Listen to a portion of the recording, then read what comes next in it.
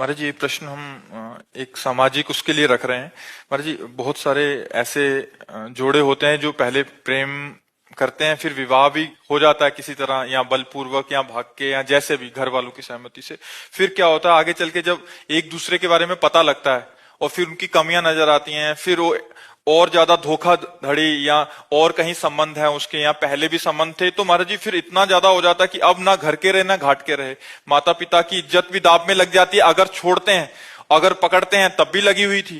तो महाराज जी ऐसे में बहुत सारे ऐसे दंपति हैं जो एक एक पक्ष वो दूसरे को समझा रहे हैं, बाद में जाके तो फिर वो मानसिक तनाव से बहुत गुजरना पड़ता है, फिर डिवोर्स केसेस और बहुत सारे लव मैरिज ऐसी वैसे हैं जो हमारा शास्त्रीय विवाह है, बड़ा मंगलमय परिवार चला, कभी कोई एक दो की बात नहीं कह रहे।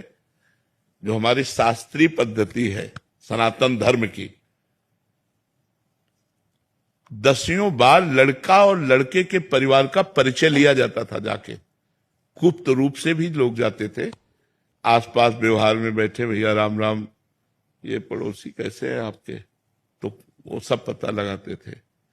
लड़की लड़के को तब देखती थी जब मंडप पे बैठा होता था, और लड़का लड़की को तब देखता था जब घर में पहुंच जाती थी। लेकिन आजीवन दोनों निर्वाह करते थे, खूब बढ़िया संतान, खूब परिवार। लव मैरिज करते हो, डिवोर्स की बात करते हो। लव मैरिज किसे कहते हैं? प्यार। अगर एक बार तुम्हें प्यार करके स्वीकार किया तो आजीवन तुम्हारा निर्वाह करे, फिर किसी और की तरफ ना देखे। नहीं, गांव में डिवोर्स, अरे शाम तक पति पत्नी में अगर दिन सुबह लड़ाई हुई तो शाम तक फिर खा पी के बिल्कुल डिवोर्स शब्द कहा है सर। एक दो बातें अगर एक दूसरे के प्रतिकूल हो गई तो शाम तक फिर एक हो गए, उसमें कभी ऐसा नहीं। घर परिवार में या बहुत मायके 2-4 दिन हो गई बस पिया। मायके की दोस्त देती है, चली जाऊंगी मैं, जाती नहीं है शाम को फिर। नहीं, बड़ा प्यार में जीवन हमने तो देखा है। गृहस्थी में हम किसान के घर पैदा हुए तो गांव का हमने जो माहौल देखा है, बड़ा प्यार भरा जीवन था यार, बड़ा प्यार भरा जीवन। आज प्यार का खुला छूट है तो उसी की दुर्दशा हो रही है। अगर हम कह रहे हैं मान लो गड़बड़ी भूल चूक हो गई बच्चापन में, तो फिर ब्याह के बाद गड़बड़ी नहीं होना चाहिए। अब क्या होता है, बच्चे बच्चियां खुली छूट, मनमानी आचरण, जैसा मना वैसा। तो ब्याह में बंधन में बंधने के बाद भी खुली छूट, वो उधर वो उधर उधर, तो सब गृहस्थी। थोड़ी सी प्रतिकूलता मिलने पे फिर उसकी याद आएगी, फिर वहीं जाएंगे। हाँ, वो सब बड़ी मर्जी प्रश्न आते रहते हैं बहुत सारे। हाँ, अब ये ऐसी समस्या है कि बिना धर्म का आश्रय लिए इस समस्या का समाधान नहीं हो सकता। हमारे शास्त्र जो भरे पड़े हैं, देखो कितना प्यार भरा जी। अरे भाई, अपने पति की आराधना करके भगवान को 6-6 महीने के बालक बना दिया अनसुईया जी ने। जब परीक्षा लेने गए ब्रह्मा विष्णु महेश, तो 6-6 महीने का बालक बना दिया अनसुईया जी ने। जल लिया हाथ में, कहा मन वचन कर्म से अपने पति को भगवान मानती हूं, तो मेरे पातिव्रत धर्म से प्रभावित होकर तुम तीनों भगवान 6-6 महीना हो गए। वो हमारा भारत देश है जहां अपने पति के बल से भगवान को 6-6 महीने के बालक बना दिए। यहाँ बॉयफ्रेंड गर्लफ्रेंड लिविंग रिलेशन, ये भाई। लेकिन आप खुद देख लो कि आप लोगों के चरित्रों का परिणाम क्या हो रहा है कि लव मैरिज करने के बाद, माता पिता परिवार का त्याग करने के बाद तुम्हारे पास जो लड़की आई है उसके साथ तुम कैसा व्यवहार कर रहे हो, या जो अपने परिवार से द्रोह करके लड़का तुम्हें जो समर्पित हुआ उसके साथ कैसा व्यवहार हो रहा है। दोनों का अगर प्रेम विवाह हुआ है तो हमें लगता है आजीवन क्यों नहीं होना चाहिए, क्योंकि पसंद से हुआ है। लेकिन वो प्रेम विवाह प्रेम के लिए नहीं हुआ था, वो काम के लिए हुआ था। जब काम की पूर्ति में बाधा पड़ी तो इधर उधर फिसलने लगते हैं, फिर पूरा परिवार नष्ट हो जाता है। तो हमें लगता है हमें धर्म से चलना चाहिए। जी, पहले क्या करना चाहिए कि अब अगर कुछ नहीं ऐसा हुआ तब क्या जिम्मेदारी है, या हो गया है प्रेम विवाह फिर क्या जिम्मेदारी है? देखो एक बात बताएं, जब कैंसर हो जाता है ना, तो चाहे जितने कीमो लगवाओ और चाहे जितना बड़ा ऑपरेशन करो, वो 1-2 साल में धोखा फिर दे ही देता है, नहीं दे देता है। ये कैंसर की तरह बीमारी है काम। 1-2 साल बाद जब आपको उसकी याद आएगी तो आपको मन यही कहेगा कि इसमें सुख नहीं है जो उसमें सुख था। अब आपका धीरे से मन नंबर लगाने का करेगा। धीरे फिर वो बिगड़ता चला जाएगा। चंचल मन संभालना बड़ा कठिन है बिना अध्यात्म के।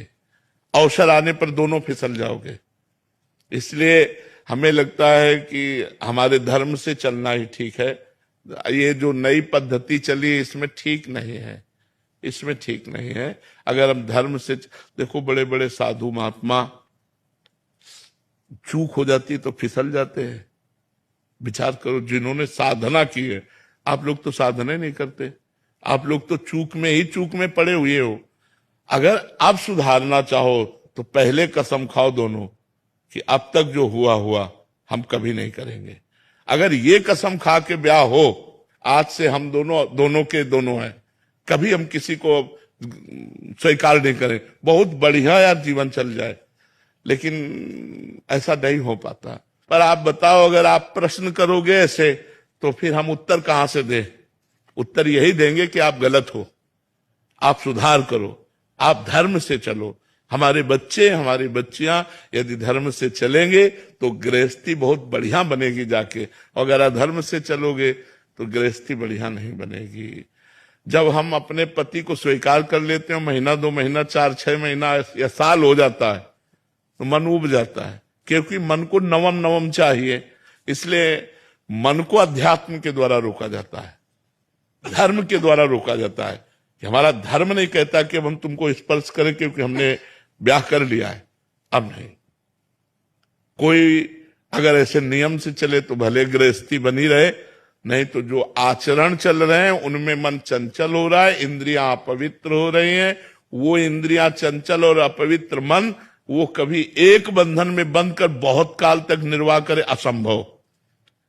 इसलिए ब्रह्मचर्य की पहली अवस्था कही गई। हमारे यहाँ 4 आश्रम हैं, ब्रह्मचर्य, गृहस्थ, वानप्रस्थ और सन्यास।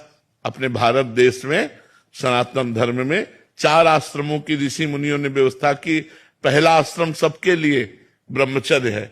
अब ब्रह्मचर्य से गृहस्थ जाओ या विरक्त भाव में जाओ तो यहां से मोड़ हो जाता है, लेकिन पहला आश्रम सबका ब्रह्मचर्य है। अब उसी ब्रह्मचर्य आश्रम में हम लोग गलती कर रहे हैं, ब्रह्मचर्य आश्रम को ही नष्ट कर रहे हैं। तो न गृहस्थ बन पा रहा है, न विरक्त बन पा रहा है, सब गड़बड़ हो गया। अगर नींव गड़बड़ हो तो महल गड़बड़ ही होगा। तो हमारी नींव गड़बड़ हो रही है। हमारी जो नई अवस्था है ये थोड़ा गंदे आचरणों की तरफ जा रही है। कोई नए नए बच्चों को देखो व्यसन कर रहे हैं।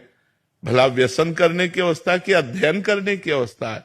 जहां हमें उन्नति करनी चाहिए वहां हम अवनति वाले मार्ग स्वीकार।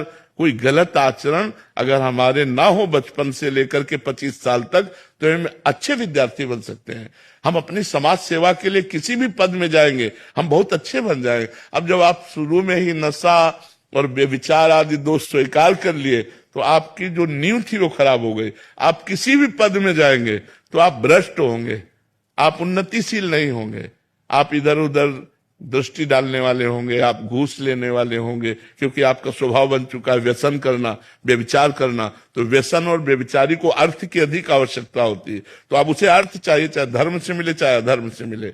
जो व्यसन रहित है, व्यभिचार रहित है, वो धर्मात्मा पुरुष प्राण त्याग सकता है लेकिन अधर्म नहीं कर सकता। आज ऐसे मिलना बहुत कठिन है जो धर्म के लिए अपना सर्वस्व समर्पित। हम इसीलिए आर्मी के जवानों को सबसे ज्यादा आदर करते हैं, क्योंकि हमारे राष्ट्र की सुरक्षा में ईमानदारी से प्राण समर्पित करने वाले ये जवान हैं। ये गर्मी सर्दी बरसात सब सहते हैं। हर दीपावली होली इनकी वहीं वहीं होती है। घरों में परिवार के लोग इंतजार करते रहते हैं और कभी कभी तिरंगा में लपेट कर अर्थी आती है और वो नहीं आते। इसलिए हम सबसे ज्यादा सम्मान भारतीय जवानों का करते हो। हमें लगता है हर भारतीय को सम्मान करना चाहिए। सुविधा भी देखो क्या है, जो मिला सो खाया, नहीं तो चाहे जहां खड़े कर दो, चाहे हिमालय में खड़े कर दो, चाहे बॉर्डर में खड़े कर दो, कब गोली आवे कोई भरोसा नहीं। प्राण त्यागने के लिए तैयार है। इसलिए हम आर्मी के जवानों को विशेष सम्मान देते हैं। जो अपने धर्म में, अपने राष्ट्र में प्राणों को बलिदान करना चाहे हम उसे नमस्कार करते हैं, उसे प्रणाम करते हैं। तो अगर हम ईमानदारी से, हम सब एक भारत के हिस्से हैं, हम जितने भारतीय हैं हम एक भारत का हिस्सा हैं। अगर हम गड़बड़ होते हैं, गलत आचरण करते हैं तो हमारा भारत एक हिस्से में गड़बड़ हो रहा है, एक हिस्से में गलत हो रहा है। तो अब नवीन पीढ़ी तो हमारे भारत का भविष्य है। इन्हीं में एमएलए बनेंगे, इन्हीं में सांसद बनेंगे, इन्हीं में अधिकारी बनेंगे। अगर इनके आचरण ठीक नहीं है तो हमारा आगे का जो भविष्य है वो बहुत गड़बड़ है। इसलिए हमें नौजवानों को व्यसन रहित और व्यभिचार रहित करने की भावना हमारे अंदर है कि भगवान ऐसी कृपा करें कि हमारे नौजवान जितने हैं वो व्यसन और व्यभिचार से बच जाए, तो वो धर्मात्मा हो जाएंगे, वो गृहस्थी में रहते हुए महात्मा हो जाएंगे। अब यही सब बातें होती हैं जो ये बच्चा लिख के दिए, यही बातें होती हैं। फिर और क्या होता है, क्योंकि मन चंचल है। मन चंचल है तो कितने दिन एक में टिकेगा, फिर मन तो भागेगा दूसरों की तरफ, दूसरों की तरफ भागेगा तो संबंध विच्छेद हो जाएगा। देखो, हम बात समझना हमारी बड़ी सूक्ष्मता की है कि हम चाहे 10 की तरफ देख लें, तुम एक की तरफ देखना भी नहीं पसंद करोगे। अपनी पत्नी किसी और की तरफ देख रहे तो हमको सोचना चाहिए कि पत्नी के अंदर क्या विचार होंगे। जब हमारे अंदर ये विचार ही हम अंदर घुस के बात कर रहे हैं, उसको देख लो थोड़ा अंदर प्रवेश करके, उसके मन में भी है कि मैंने अपना प्राण और जीवन तुम्हें समर्पित किया है, तुम हमारे सिवा किसी को और इस दृष्टि से मत देखो, तब दोनों का संबंध चलता है। लेकिन आज बड़ा विक्षेद हो रहा है, बड़ा विक्षेप पड़ रहा है, इसीलिए बड़ी समस्या आज नहीं तो आगे देखना और आ जाएगी, और भारी समस्या। ये जब बढ़ेगा पति पत्नी में विश्वास, तो गृहस्थी चौपट हो जाएगी, वो गृहस्थी सुखमय नहीं रहेगी। हम तो भावना करते हैं, आप मेहनत करके 8 घंटे कहीं से भी, और जब घर पहुंचते हैं और आपको दौड़ करके बाहर स्वागत करती है, घर लिवा करके पानी पिलाती है, बैठालती है, हंस देती है, तो आप 8 घंटे की मेहनत भूल जाते हैं।